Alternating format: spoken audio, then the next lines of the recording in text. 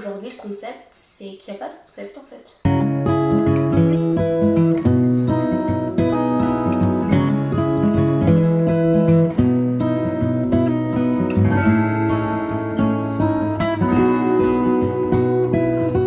Bonjour à toutes et à tous et bienvenue dans cette nouvelle vidéo. Aujourd'hui j'ai décidé de vous présenter 5 romans que j'adore. Il y en a certains que j'ai lus il y a très longtemps mais j'en ai un super souvenir. Et il y a d'autres lectures qui sont un peu plus récentes. Enfin bref, c'est un mix de quelques ouvrages que j'aime beaucoup, dont, et ça on va en parler à la fin, mon roman préféré. Ouais, je le mets à la fin pour le référencement. Ça fait du watch time, hein. Bref, ça ne sert à rien que l'introduction dure 3000 heures. Alors on va démarrer tout de suite. Premier roman que je vous présente, c'est Le fermier qui parlait aux carottes et aux étoiles de Julia Matera. Ce roman, je l'ai lu il y a 2 ou 3 ans, il me semble, et ça a été mon compagnon pendant mes trajets en train, le matin et le soir. Il n'est pas très long, il fait 250 pages et ça a été un superbe souvenir de lecture, mais aussi de rencontre, puisque j'ai eu la chance de rencontrer l'autrice de ce roman et de faire un atelier d'écriture avec elle, donc c'était plutôt sympa. Ce roman, il se déroule en Alsace, dans la vallée de Münster. Déjà, je suis émotionnellement impliquée puisque je suis alsacienne et que ça fait plaisir de voir un roman qui se passe dans ma région. On débarque dans un village et plus particulièrement dans une ferme auberge qui est tenue par Robert, un fermier qui n'aime pas beaucoup les gens. Lui, sa passion, c'est de faire de la cuisine et de discuter avec son potager et ses légumes. Il est très râleur, c'est carrément grincheux en fait. Il est très introverti, misanthrope. Enfin bref, s'il pouvait rester enfermé dans sa cuisine ou alors dans son potager toute la journée, il le ferait.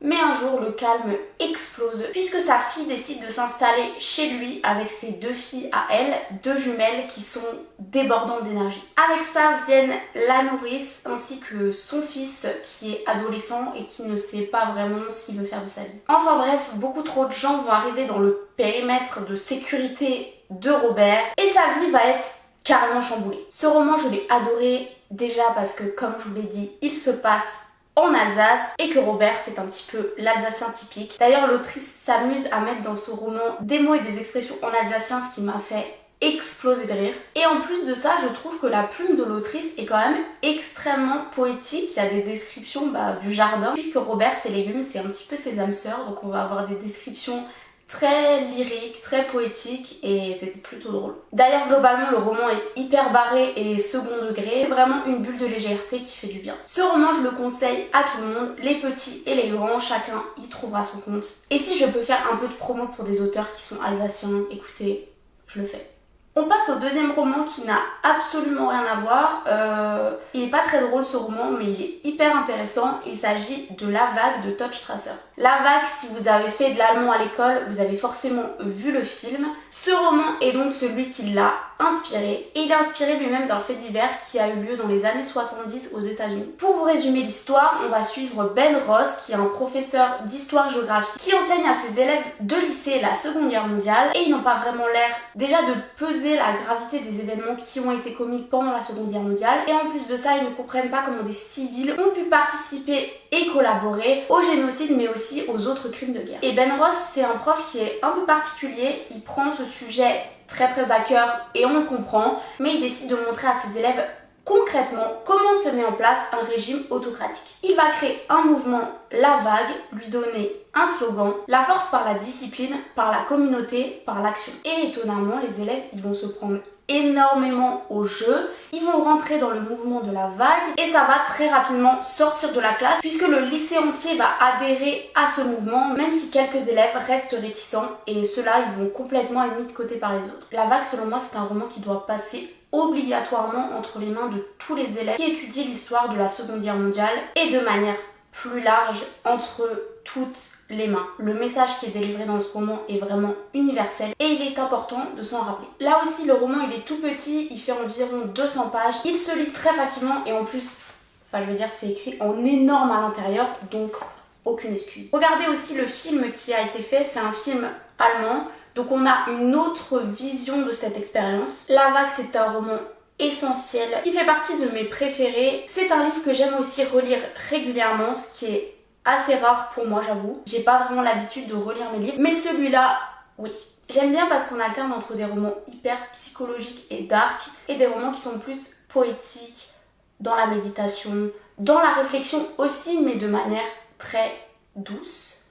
je crois. En troisième, j'ai décidé de vous présenter un roman que vous connaissez sûrement tous. Il s'agit du roman de Melissa d'Acosta, Tout le bleu du ciel. Ce roman, je n'invente rien, il a tourné dans les librairies et sur les réseaux. Je pense que vous l'avez tous vu passer, mais si vous ne l'avez pas lu, je vous conseille vraiment de le faire. Pour le coup, je suis pas du genre généralement à suivre les trends et les tendances, mais là il me faisait vraiment envie et comment dire que je n'ai pas du tout été déçue. J'ai parlé de romans doux, poétiques, etc.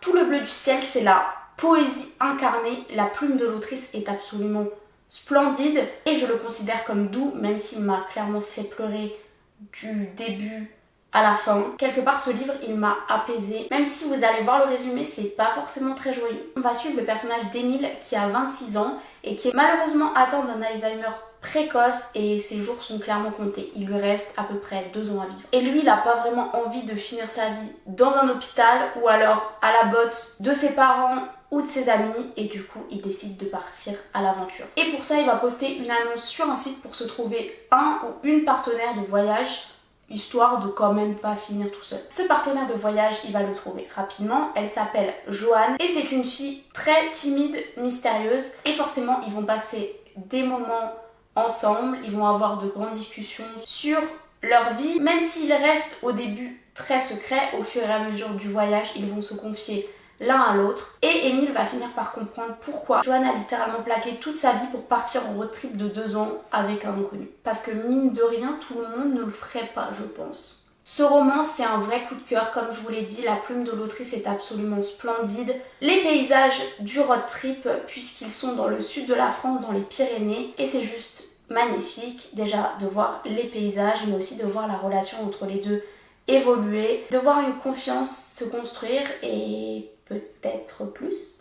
Et en même temps, on sait que Émile n'en a plus pour longtemps, donc on a vraiment le cœur qui est déchiré en deux. En tout cas, si vous ne l'avez pas lu, lancez-vous, je vous jure, vous ne serez pas déçus. Bon, par rapport aux 2 livres que je vous ai présentés, celui-là, c'est une brique. Il fait, je crois, 800 ou 900 pages. Parce que l'intrigue prend du temps, l'autrice va vraiment développer le concept de pleine conscience. Et c'est vrai que l'expérience de lecture va complètement dans ce sens, puisqu'on a le temps de se poser, on a des longues descriptions, des longues conversations, des longues introspections aussi, mais on ne s'ennuie pas et ça fait du bien de réfléchir la tête au calme. Et il y a une espèce de sérénité, même si on parle de sujets très lourds comme le deuil et la mort, il y a une espèce de calme et qui nous amène à nous questionner sur notre propre vie. Je l'ai lu l'été dernier pendant ma semaine de vacances en Grèce, donc peut-être que le cadre a aidé, mais franchement se poser à la plage avec ce livre-là, c'était le combo parfait. On passe à l'avant-dernier livre qui est Le bal des folles de Victoria Mass. On revient sur les livres un peu dark. On est en 1885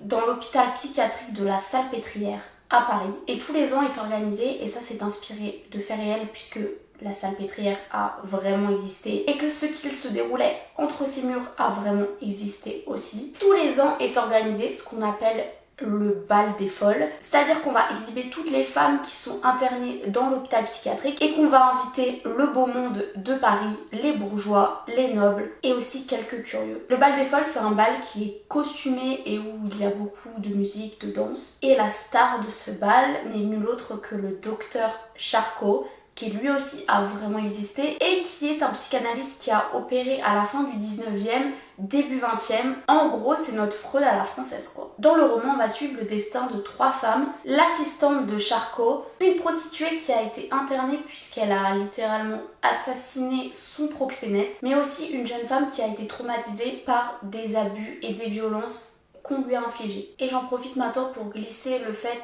que ce roman, il aborde des thématiques qui sont extrêmement lourdes comme la santé mentale, mais aussi les abus physiques, tout type d'abus physiques. Si vous êtes sensible à ces sujets-là, peut-être que le roman ne sera pas pour vous. Ah oui, j'ai oublié un dernier personnage. En fait, on suit le parcours de 4 femmes, puisque la dernière est une espèce de médium qui a des visions et qui du coup a été internée de force par son père dans l'asile. Ce roman est donc un roman historique qui aborde le thème de la psychanalyse et de la psychiatrie à la fin du 19e siècle et surtout du point de vue des femmes, puisqu'elles en étaient les premières victimes. On a une ambiance très étrange. D'un côté la fête, le bal, etc. Mais il y a une atmosphère qui est carrément dérangeante. Les sujets qui sont abordés dans ce livre m'intéressent énormément. J'ai trouvé que le traitement de ces thématiques par l'autrice était fait de manière crue mais extrêmement juste. Enfin bref, si vous êtes intéressé par le parcours mais aussi la représentation des femmes dans l'histoire et là plus particulièrement à la fin du 19e siècle, ce roman sera pour vous et va, je pense, vous plaire. Le dernier livre et pas des moindres que je vais vous présenter dans cette vidéo,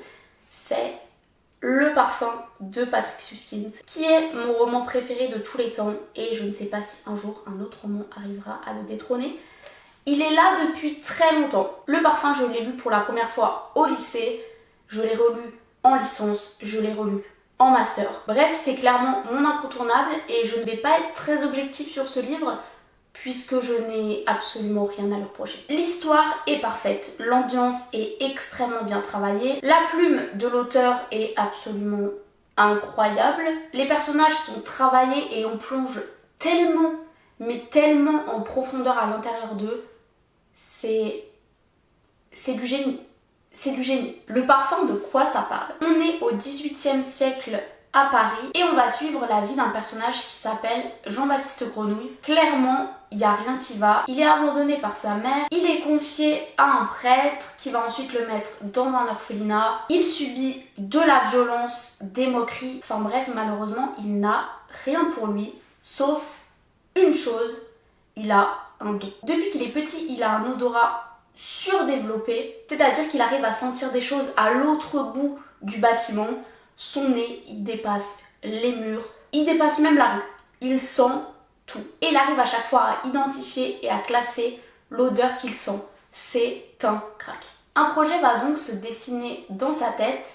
Son plus grand rêve, ça va être de devenir parfumeur. Mais, et c'est là que les choses se corsent, un jour il va sentir l'odeur d'une jeune fille et il va développer une véritable obsession pour son odeur et donc pour elle. Et pour lui, c'est quasiment impossible qu'il la laisse passer. Alors, pris d'une pulsion obsessionnelle, il va sauvagement l'assassiner. Et là, une deuxième idée va germer dans son esprit. En plus d'être parfumeur, il a envie de créer le meilleur parfum du monde. Un parfum qui sent bon, qui tient extrêmement bien. Et il se dit quoi de mieux que de récolter le parfum de jeunes femmes vierges qui, selon lui, sentent extrêmement bon en comparaison à la puanteur ambiante qu'on peut retrouver au XVIIIe siècle à Paris. Puisque clairement le tri des déchets, les égouts, l'hygiène des gens, les maladies, ça donne un cocktail assez sympathique. Il va suivre une formation par un très bon parfumeur qui habite à Grasse et en même temps il va accomplir son funeste projet. Le Parfum, c'est un roman original, intelligent, poignant, enfin... non mais vraiment il est parfait en fait. Le travail de l'auteur sur les odeurs est absolument incroyable. Enfin, clairement c'est une histoire qui passe majoritairement par le nez. Et c'est un travail stylistique et littéraire qui est extrêmement intéressant. J'y trouve pas mal de points communs avec le travail de Baudelaire dans Les Fleurs du Mal. Et surtout un poème que j'ai étudié au lycée qui m'avait absolument marqué et je l'ai étudié à peu près en même temps que le parfum. Il s'agit de Correspondance et pareil on a un travail sur les odeurs qui est impeccable, donc j'ai toujours associé dans ma tête ce roman à Correspondance de Charles Baudelaire. Voilà, c'était la petite anecdote. Bref, le mot de la fin c'est lisez Le Parfum. Si vous l'avez lu, n'hésitez pas à me dire ce que vous en avez pensé en commentaire. Si vous ne l'avez pas aimé, ça risque de me briser le cœur. Mais ça peut toujours être intéressant de débattre. Pareil, si vous avez lu un des autres livres que j'ai proposés, n'hésitez pas à mettre votre avis en commentaire. Si ma sélection vous a plu et que vous aimeriez que j'en fasse d'autres à l'avenir, pourquoi pas sur des thèmes plus précis, n'hésitez pas à liker cette vidéo. En attendant, je vous souhaite de bonnes lectures, une bonne soirée ou une bonne journée et à bientôt. Salut!